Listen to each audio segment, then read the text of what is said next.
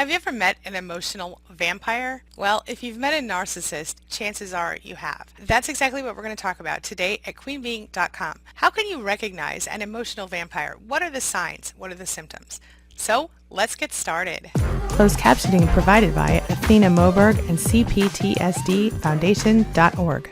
My name's Angie Atkinson, and on this channel I offer free daily video coaching to help you discover, understand, and overcome narcissistic abuse in toxic relationships. I like to call it toxic relationship rehab. So if that sounds good to you, hit that subscribe button and let's get going. So what is an emotional vampire exactly? Some relationships nourish you. They lift you up. They make you feel like you matter. They're good relationships. And then you know how there are those relationships that just sort of suck everything right out of you, all of your peace, all of your calm, all of your happiness, all of your optimism. These relationships can involve emotional vampires. They drain you. They make you feel completely exhausted. Your physical energy, your emotional energy, and so much more. And when they get really bad, they make you think that you're unworthy, that no one could love you because you are in fact not lovable. And then there are those who do the little subtle digs to make you feel bad about yourself and intentionally target those areas where you are the most sensitive just to hurt you. And of course, we all know that dealing with an emotional vampire will most certainly lead you to doubt yourself, doubt your self-worth, to think you don't matter, you don't belong. To put it in a nutshell, an emotional vampire is someone who kind of sucks your energy. You will find that they will do things to anger you or upset you or make your life harder, and when you react, they almost seem to enjoy it. Have you ever seen someone smirk when you felt upset or angry, or seem to kind of enjoy your rage? That's one example of an emotional vampire. They will suck the life out of you. They are people with no accountability for their own emotional experience, and they rely on others to take the blame to sort of fix things. They tend to be moody people who basically need you to be the one to set the emotional tone and fix everything emotionally for them so that you are left fully responsible for all the emotional needs of the relationship. We're going to talk a little more about this because there's a lot more to say. So what are some signs of an emotional vampire? Number one, they feel like people really don't get them and just couldn't possibly understand their problems, which are far too complex for the average person. Number two, they act like they have no control over their own lives. They act like everything happens to them. If they're in a bad mood, they need you to pick them up. If they're in a good mood, they need you to go with that good mood and not do anything to cross that good mood. They act like a victim at all times. Number three, they're always asking for help and they're never willing to help someone else. Basically, they're emotional children who are feeding off of you to get their emotional needs met. Number four, they always act like they don't get the attention they deserve or the appreciation they deserve, and they display a lot of narcissistic injury when that doesn't happen. Number five, they're always complaining that you never listen to them, and yet they never seem to listen to you either, no matter how many times you spend hours listening to them. Number six, they think everybody's life is better than theirs and easier than theirs. And even if you've just been through the biggest trauma of your entire existence, they blow it off like it's nothing. Number seven, they're never happy with you or anyone else in their life, and they always have to argue or fight or cause drama. They thrive on drama. I know, you're shocked. And that brings me to number eight. That is that it's usually their fault,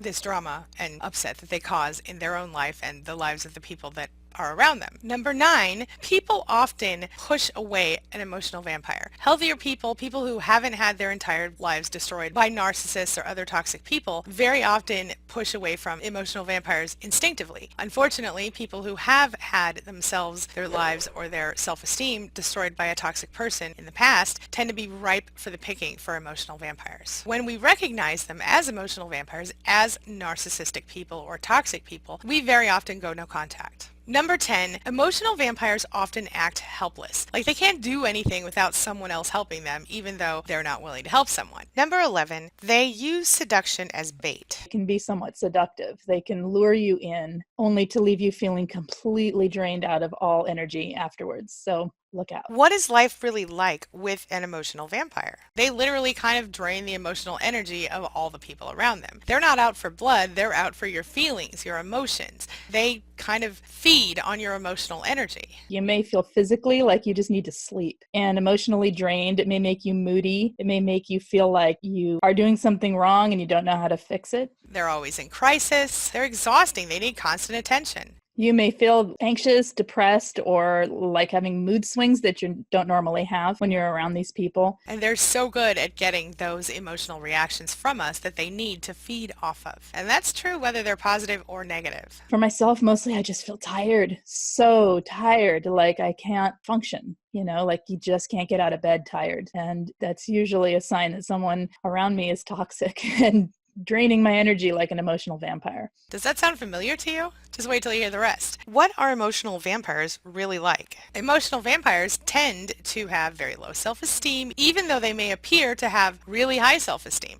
They, like narcissists, have an excessive need for validation, an excessive need for admiration. We call that narcissistic supply over here. They're very self-centered. They're always talking about how everyone either loves them or hates them, or how everyone's mean to them or super nice to them. They might think they're pathetic, or they might think they're amazing. So the point is, this is a specific type of person, but what you might have is someone who seems totally positive and awesome and actually kind of sucks the energy from you, sucks the life from you, as it were. And you might have someone who's just a poor me type.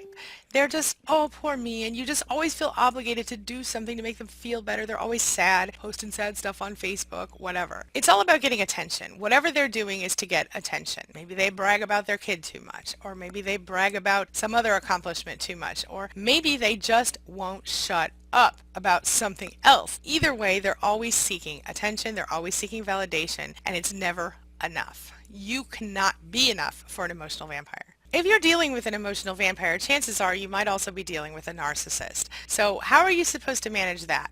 Well, take a look at this. What to do as a survivor dealing with an emotional vampire is don't deal with the emotional vampire. Get away. Get away as fast as you can from people who drain your energy like that. If you have to deal with someone like a boss or a coworker that you can't get away from, then minimal information, minimal personal information, minimal conversation back and forth. Have some script that you use, some niceties, some words to appease them so they feel they got their supply need met, so to speak, and they can walk away. I mean, we don't want to fuel people with a bunch of supply, of course, but when you're in a situation like a boss or someone you just can't escape, then it's better, I think, to take the path of least resistance so that you're not wasting your energy worrying about what they're doing and trying to figure them out or trying to fix the situation. You can't fix it. You just let them be and let them move along as fast as you can with as minimal contact as you can. We talk about some of this stuff in the group coaching evolving group, which is on Wednesday nights. And it's a really great topic, especially when you get multiple people talking about it at once. So if anyone's interested in that, you can find that in the links below. All right, now this brings me to the question of the day. And the question of the day is, have you ever dealt with an emotional vampire? Do you think they were a narcissist? Was your narcissist an emotional vampire? Share your thoughts, share your ideas, share your experiences in the comments section below, and let's talk about it. Now, before I go, I want to give a quick shout out to every single one of my subscribers, everyone who comments on my videos, shares my videos, likes my videos. Thank you so much. You are helping me to reach more people, to help them to discover, understand, and overcome narcissistic abuse in toxic relationships, and that means the world to me. So thank you sincerely from the bottom of my heart. And while I'm here, I want to offer a quick shout out to my amazing channel members, those people who support me through the YouTube channel membership program. Their contributions help me to continue to offer free resources for survivors of narcissistic abuse through this YouTube channel, through queenbeing.com, and through many other sources. So again, thank you so much, Inner Circle. My Inner Circle includes Jessica, Lori, Jonathan, Abraham, Shannon, Kristen, Jill, OG Marv,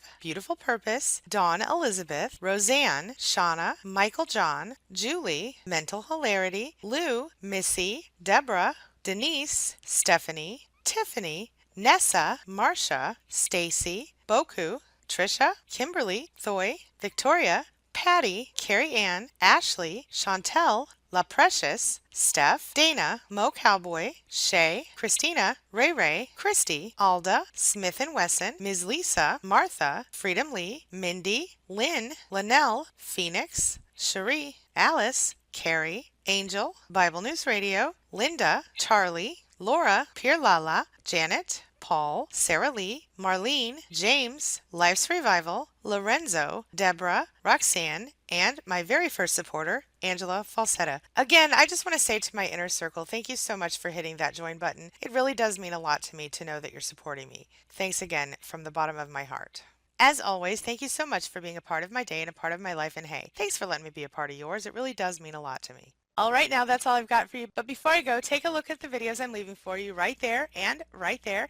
And while you're here, hit that subscribe button so we can stay connected and continue on this healing journey together. I'll see you soon.